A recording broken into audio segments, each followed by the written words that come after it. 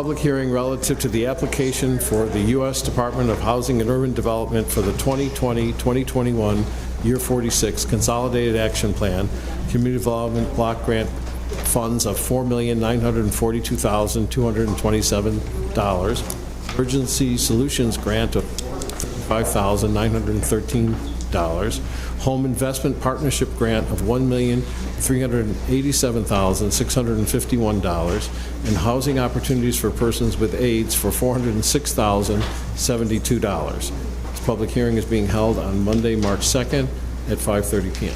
Thank you. And the order of the public hearing is everyone will get 3 minutes to speak. You will be called in the order that you signed in. So if you have not signed in, please sign in so that you can speak.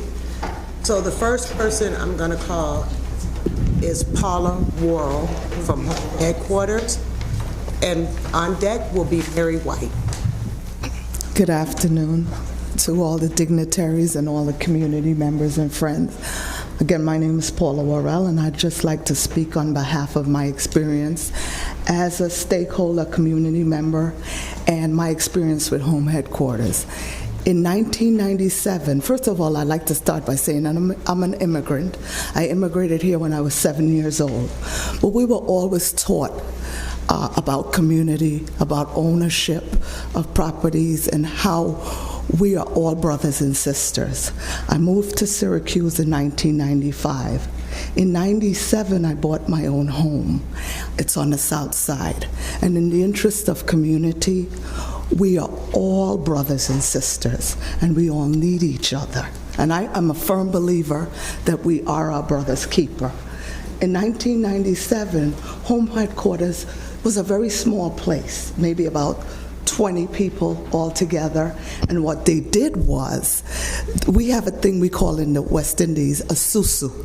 You all put money in, and everybody gets a hand at the end of a month. You know, and it goes from one person to the other person. So in that way, their home ownership class, you would pay $250. They would tell you about foreclosure. If you were looking to buy a house, offer, the role you played as the home buyer, prospective home buyer, and based on that money you all put in, when it came time for your closing, they would give you a certain amount of money to put down to buy your home. So that was my first interaction with them. Then 2 years into owning my own home, I had a terrible problem with the furnace. And National Grid came in and shut off the furnace because it was blowing carbon dioxide. Home Headquarters came in because I had been separated from my husband and I had this young son. And I was working, but I didn't have enough money at the time to replace the furnace. They came in and they helped. And it was a labor of love for them. So I am just imploring you to understand that their perspective is we all help each other. Economically, it slows crime, it helps with education, it helps with people valuing their community. So my experience with Home Headquarters is they are as important to me as my mother, my brothers and sisters, my doctor. The things they have done in my life in terms of creating a good citizen in me, and for me producing that or expressing that to my children, it's so personal for me because they affected my life when I needed a roof, when I needed a bathroom. I know it's 3 minutes, and thank you very much. Thank you. Mary White, followed by Joan Royale.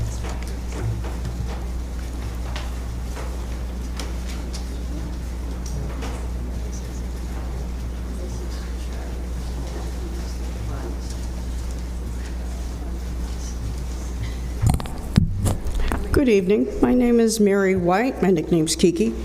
It's an honor to be able to speak to you today. I am the director of the Women's Opportunity Center, and we are located at 901 James Street on the second floor here in Syracuse. Our agency has been serving individuals in Central New York area for 35 years to help them to become job ready and to meet the challenges of today's workforce.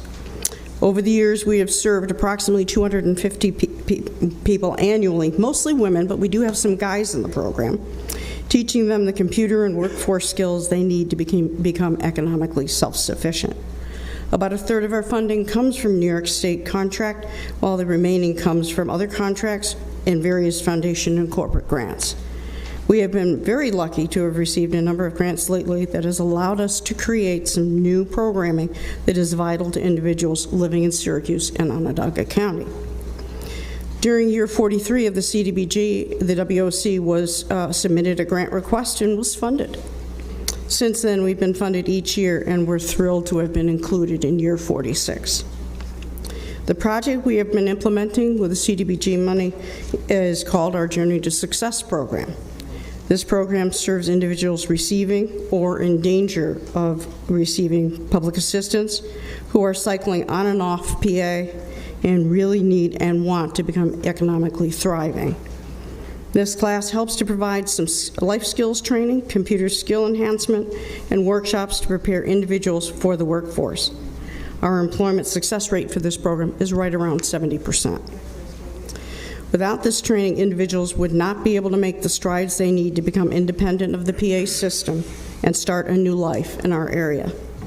Without the funding it is provided through CDBG, the WOC would not be able to continue this project to meet the needs of these fragile members of our community. Please accept this testimony and the information included in this packet as our request for funding to continue in year 46. Thank you so much. Thank you. Joan Royale, followed by Andrea Wandersee. Good evening, councilors. I'm Joan Royale, representing Westcott Community Center, and I just want to touch on a couple of key programs for our center. So we offer comprehensive program and services 5 days a week for older adults in our community.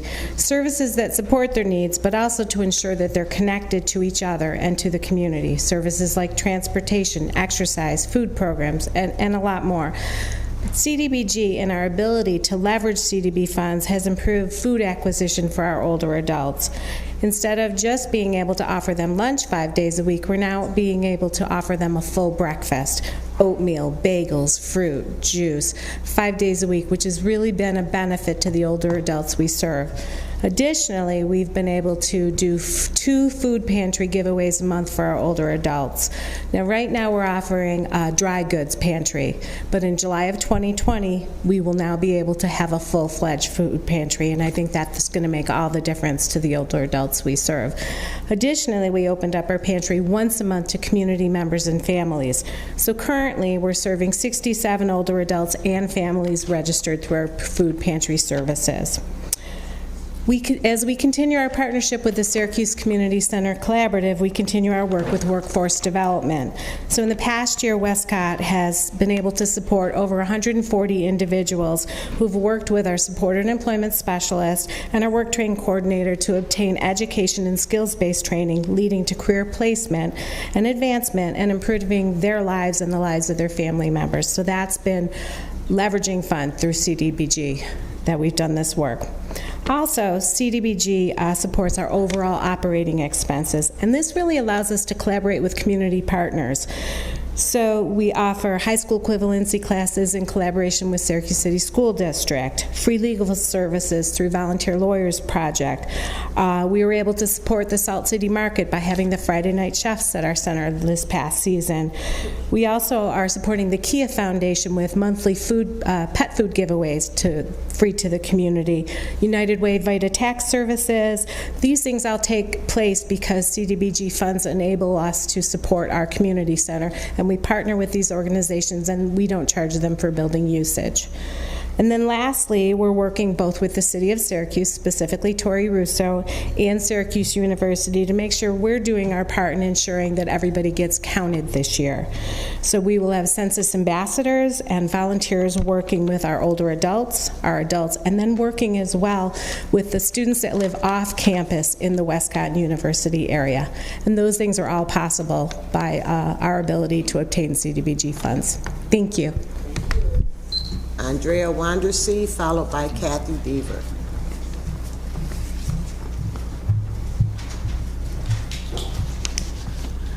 Good evening. I'm Andrea Wandersee, the Executive Director of NIDA. Thank you so much for hearing us tonight, and thank you for your continued support of NIDA's work on the North Side. The city's proposed funding support is imperative for NIDA to provide critical community services, and we are grateful to be included in the draft budget. As you know, our diverse Northside neighborhoods have very high needs. The majority of households' incomes in NIDA's service area is 20% lower than the city's median income. 23% of the residents in our service area are new Americans, and 78% of our residents are renters. Housing stability is NIDA's top priority.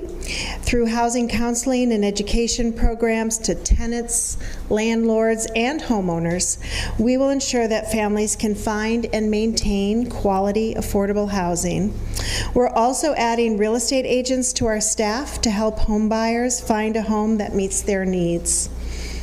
Our second focus is technical assistance for small businesses to promote economic development and the North Side, and to increase family wealth. We promote resources related to workforce and business development and the revitalization of local real estate and physical infrastructure to lift up the North Side business corridors. We work closely with other agencies to fulfill our mission, including the Syracuse Northeast Community Center, Home Headquarters, the Land Bank, Northside Up, Housing Visions, among many others, Hope Print, the Northside Learning Center. We are proud to have one of the financial empowerment centers on site with us. We've just been finished up our first 2 weeks of VITA tax prep at NIDA, and we're also participating in census. We appreciate your advocacy and support for our work, and thank you in advance for your consideration. Thank you. Kathy Deaver, followed by Phil Preen.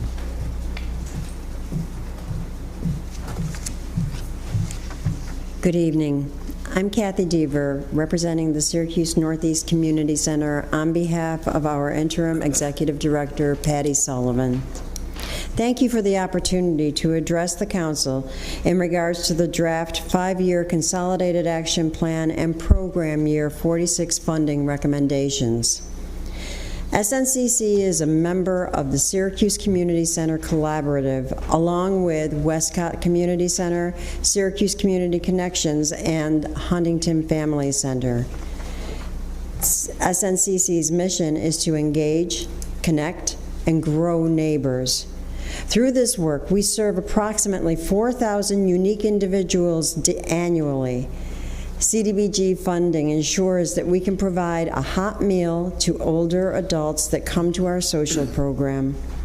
The money also supports after-school programming in which we partner with the city's Department of Parks and Recreation.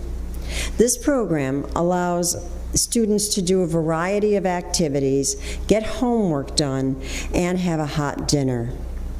Our Basic Needs program relies on CDBG funds for staffing to provide food, personal care items, and diapers to those in need, and the opportunity to connect individuals to services that will address why that person is in need. Our workforce development program, community engagement, community garden, and many other projects and partners allow us to work with our neighbors so they can access the opportunities they deserve. In this current program year, CDBG funding will directly support our work with approximately 2,000 neighbors and indirectly support our ability to serve an additional 2,000. SNCC has always felt that we have a partner in the city through neighborhood and business development. We look forward to the great things we can do in program year 46 with the city residents that turn to us every day. Thank you for your consideration. Thank you. Phil, and next Olive Puma.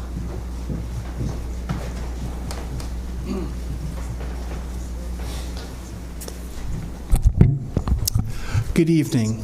Thank you, councilors, for allowing me to come and discuss the CDBG budget. My name is Phil Prain. I work with the Rise Independent Living Center.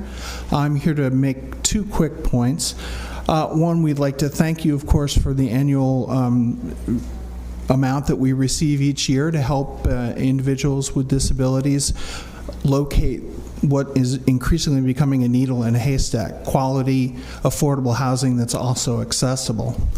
But also, we'd like to talk tonight mainly about a real serious problem that's developing in our community. Access to homes, ramps for people who have an inability to access their home, whether they be a senior citizen who's coming out of rehab, a person with a disability who needs that kind of access. We get calls every week from people in our community seeking this help. Since October, we've received 35 calls from individuals seeking help for financing to get into their homes. It's a serious need. Ramps cost between $3,000 and $7,000 and up. There used to be a program that was funded through Rise to create these ramps. It was funded at its height at $70,000. We were unable to continue that because we don't have the staff anymore that has the technical capability to do that. So we're here tonight to ask you to consider taking some of the $50,000 that the council is receiving from NBD to distribute to programs to try to help Home Headquarters address this need.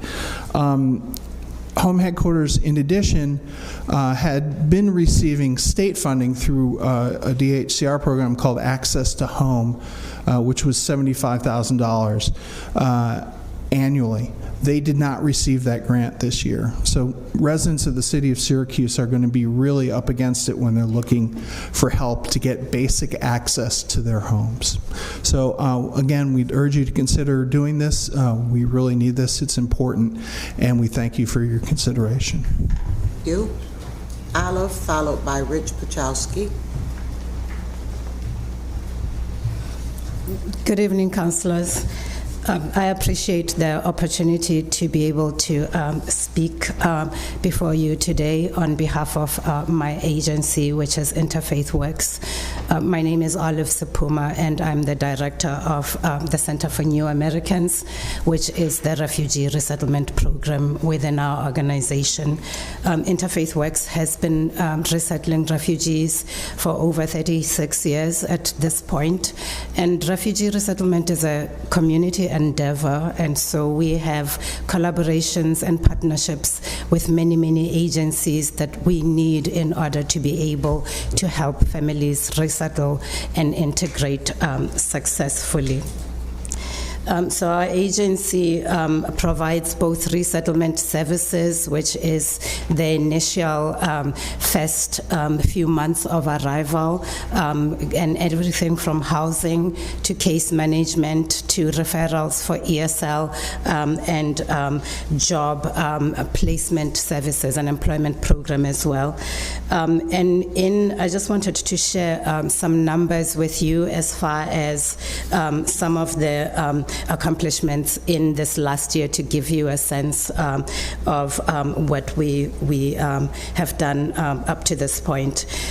And last year we received over 200 refugees, so it was 229 to be exact, from Afghanistan, Burma, the Congo, and other countries.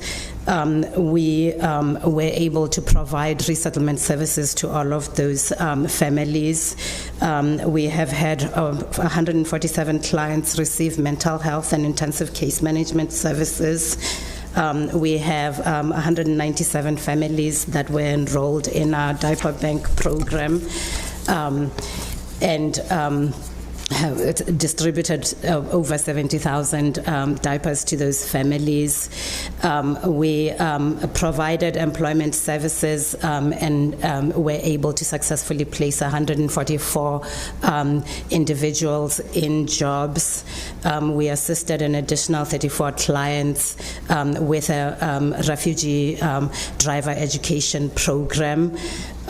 with our immigration services. We've also provided citizenship preparation classes to 67 individuals and assisted 46 with completing naturalization applications. And so that's a range of services that we provide. Specific to the support that we've received through CDBG and ESG, we're able to help clients who are at risk of homelessness. And this is critical funding for us, given critical funding given the need. Thank you. Thank you for your consideration. Rich Pacheco, followed by Sally Curran.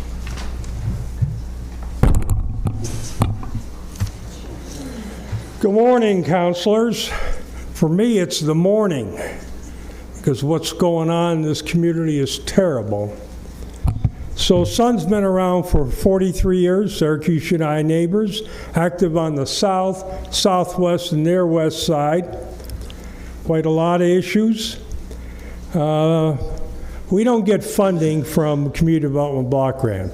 This is my annual empty wallet speech. This wallet is getting real bad.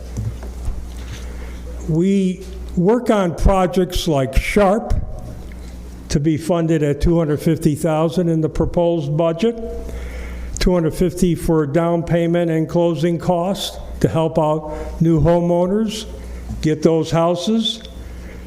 $1.450 million urgent care, take care of people that have sewage backup, breaks in their pipes in the basement, holes in the roof, trying to get folks that have squirrels getting in their roofs. Paint the porch, fix the steps, and those kinds of things. Badly needed, always more applications than what it is. And that's for home headquarters. Sun doesn't get any funding for doing that kind of work, but we're happy to work with our neighbors to get those applications in. Sometimes they're a pain in the butt. We like to see all funding go towards the Greater Syracuse Tenants Network. They put out a new version of their Tenants' Right Handbook this year. There's a lot of people that call up with a lot of questions about tenants' rights. We need to get some funding out of CDBG to the tenants, help out tenants on their issues. So I hear earlier this year about the work that Hiscock and volunteer lawyers have done. They talk about all the work they're trying to prevent people that go in and day out at eviction court. Well, I'm calling on the counselors to take a look at what's going on both in City Housing Court and State Supreme Court. It's a crime of what is going on. Do you know in the month of February, there were 37 cases in State Supreme Court? 16 cases, 16 houses.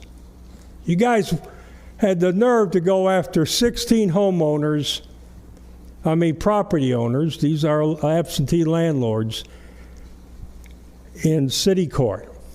And I have a list of them. It's time to jack up those numbers.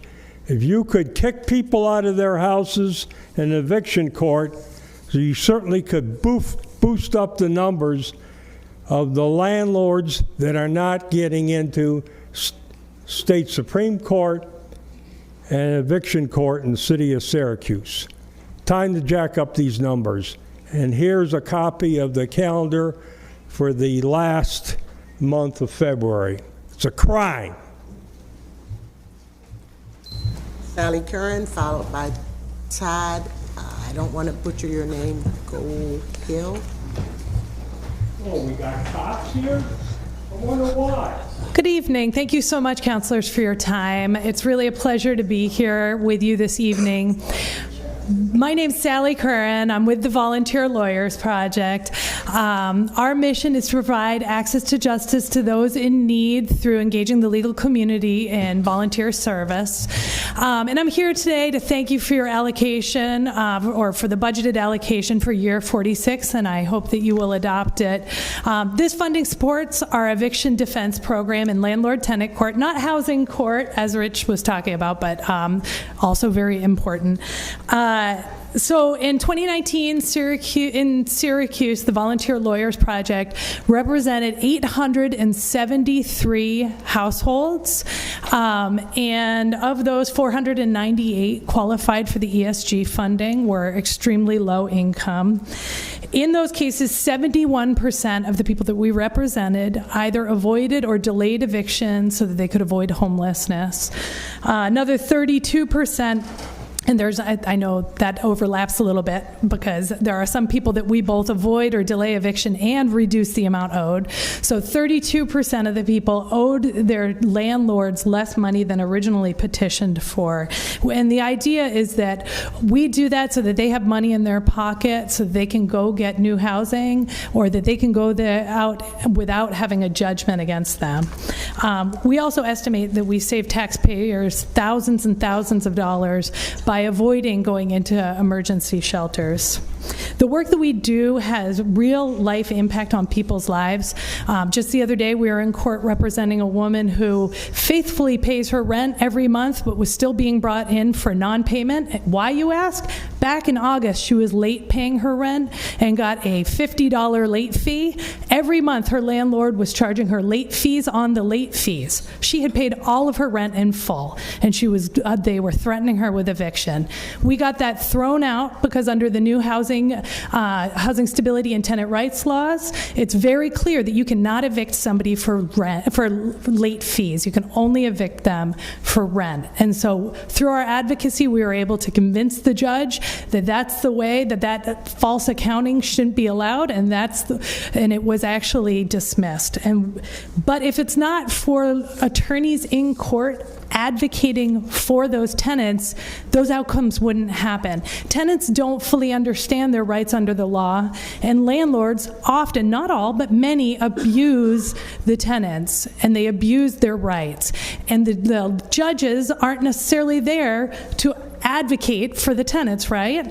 You need to have representation in court to ensure that everybody has access to affordable, stable, and safe housing. And so I strongly encourage you to adopt a right to counsel as one of the priorities under the consolidated plan, that 100% of the tenants that come to court should be entitled and able to have free legal representation. Right now, us working together, Volunteer Lawyers Project, working together with Hiscox Legal Aid Society, we're close, but we're not fully there. Thank you. All right, thank you so much.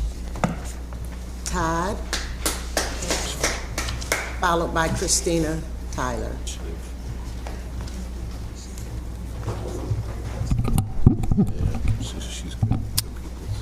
Thank you. My name is Todd Gailey. I'm the Planning Community Engagement Manager at Peace Inc. I'm very pleased to be here today and to show our organization's appreciation for your consideration for the upcoming CDBG. As you know, Peace Inc. is Onondaga County's community action agency. We've been here since 1968, tasked with the mission to help our community and its residents realize their potential for self-sufficiency. Each day, or each year, the past year, we've worked with nearly 12,000 citizens across Onondaga and parts of Oswego County. The program that you are considering, Let Me Be Great, number 44, Dunk Your Junk, in my opinion, is the epitome of economic empowerment, economic inclusion, and civic engagement. Based off of a 1987 program which mobilized teenagers, put them into summer jobs at the parks, helped them clean up their neighborhoods, and take pride in the city. Rashida Caldwell, who is the Eastside Family Resource Center coordinator and manager, revitalized this much-needed program last summer and brought 102 middle school students to take pride in our community. Many of the agencies who have spoken already are partners of Peace and contributed to this program. The program allowed youth to earn small stipends for their labor during the summer. And from those efforts, they were able to open up savings accounts with Pathfinder Bank. It contributes to the family. In many cases, our case managers helped the children and helped their families open these accounts. And it has continued to work past the summer with programs during the winter, this past February break and the upcoming April break. We're excited to announce that with your funding, we'll be able to work with 120 youth for this upcoming year. And we once again appreciate the work that your support and the support of the work that Rashida Caldwell and other members of Peace are pursuing in the community. Thank you. Christina Tyler, followed by Barbara Ford Lessick.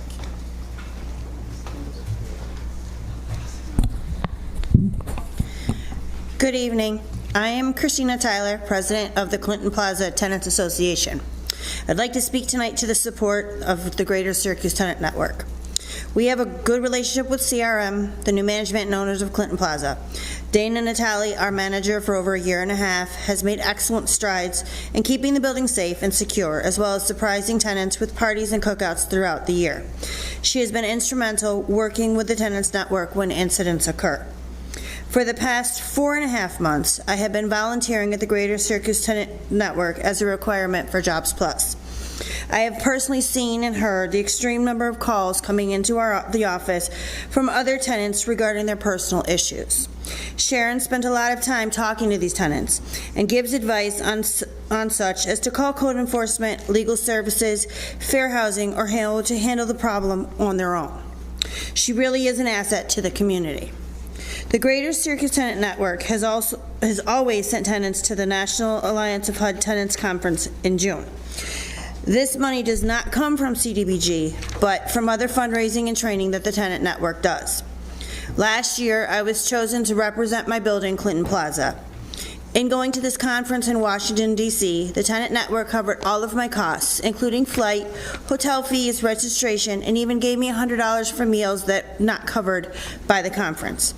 This conference is essential for all low-income subsidized housing tenants to have a voice with the federal government. In addition, the training that I personally received, I used to implement some new ideas in my own tenant association, and I have been very successful with them. The organizing efforts from the Tenants Network, from the Executive Director, Sharon Sherman, and the volunteer organizer, John Herman, have been great. They have staffed all of our meetings, assisted us in developing effective strategies to collaborate with management, advocated for us, and provided connections to organizations and elected officials. Just recently, we've had a hot water issue, and Sharon has initiated contact with Dana to help us out, and it has been successful. Clinton Plaza Apartments is the last low-income multifamily development in downtown, and in order to help maintain and improve the living environment, we encourage the Common Council to support the Greater Syracuse Tenant Network in the upcoming CDBG budget. Thank you. Barbara Ford Lessick, followed by Carrie Quaglia.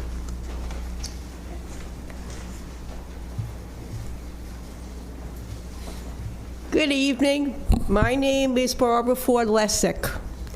I am the secretary of the Courtyard at James Tenant Association. For 5 years, the Courtyard went through a series of on-site managers and district managers who were not very good. But I'm happy to report that for the last year, Conifer Development has brought in someone who is doing a very good job as a manager. Her name is Tamika Jones. They have improved the maintenance staff so that maintenance concerns are no longer a big issue at the meetings anymore. The Greater Syracuse Tenant Network works with the Courtyard at James Tenant Association to open the lines for communication with the management to make things better. Without the Tenants Network, we would never get a chance to talk to the top management. From the network, Tenants Network, we learn our rights. Our current issue we are pursuing is that the doors to the building are not handicap accessible. We know that if the management does not resolve this issue, we can go to CNY Housing, but we want to try first to work with management. With the assistance of the Tenants Network, we have set up coffee and conversation activity twice a week, where the tenants come to the community room for a hot drink and a chance to talk to their neighbors. At the same time, the Catholic Charities eviction prevention workers in the room giving tenants an opportunity to talk to her about issues. Without the Tenants Network assistance provided by Sharon Sherman, she's modest, she doesn't want to talk, we would never do these things. Her dedication, time, and effort make this happen. Our rights as tenants would not be heard without the Tenants Network. You need to please support the funds for the Tenants Network to increase the amount to what is really needed to continue the support. Thank you. Carrie Quaglia, followed by Brian. I don't want to butcher it for, okay. Close as I can get. Good evening. I'm Carrie Quaglia, CEO at Home Headquarters, and we're very grateful to be in the plan for the Urgent Care Program and the SHARP Program, and then first-time homebuyer counseling and the closing cost assistance program.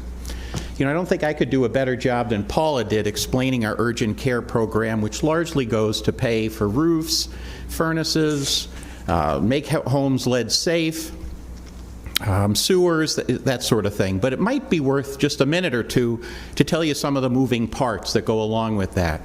I think a couple Sundays ago, we saw some of the city staff saying that there's a big burden with the lead abatement cases to collect all this paperwork, right? You've got to get 2 years of tax returns, 3 months of bank statements, 4 recent pay stubs. And it is a burden for those tenants and landlords to have to go through that. Every single one of our customers that are going through the urgent care SHARP program, they've got to do the same thing. It's a federal program. You got to produce all that documents.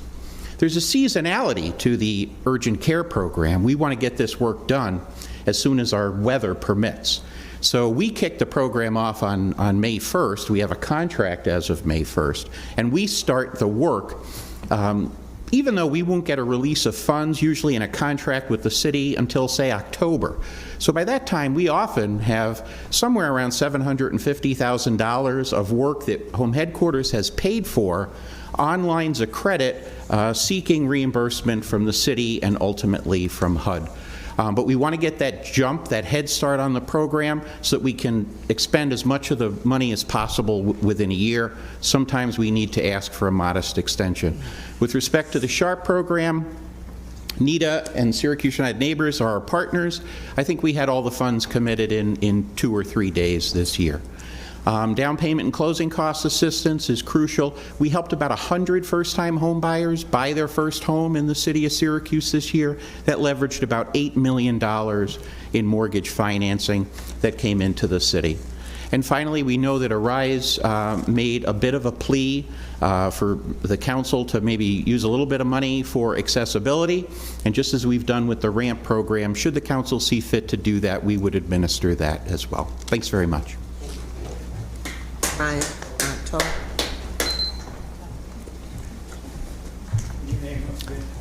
Brian Ferran. Good evening. Thank you for the opportunity to speak. I'm with Catholic Charities, the housing program. We basically have 3 different areas in which we support people with housing needs. One of them is with NBD. We rely on those CDBG funds to have caseworkers address those housing needs if people are living in unfit situations. We work closely with code enforcement to help people stabilize and relocate to a better situation. Another one of the program, we have a presence in the community for eviction prevention. So we're working with people with housing counseling, budgeting, setting them up with the rep payee, all these, again, with significant case management supported by CDBG. And then finally, the home housing stabilization program is to help people that are low to moderate income find and maintain stable housing. Thank you very much for the consideration. Thank you. Is there anyone else here that would like to speak? Hearing none? Hearing closed.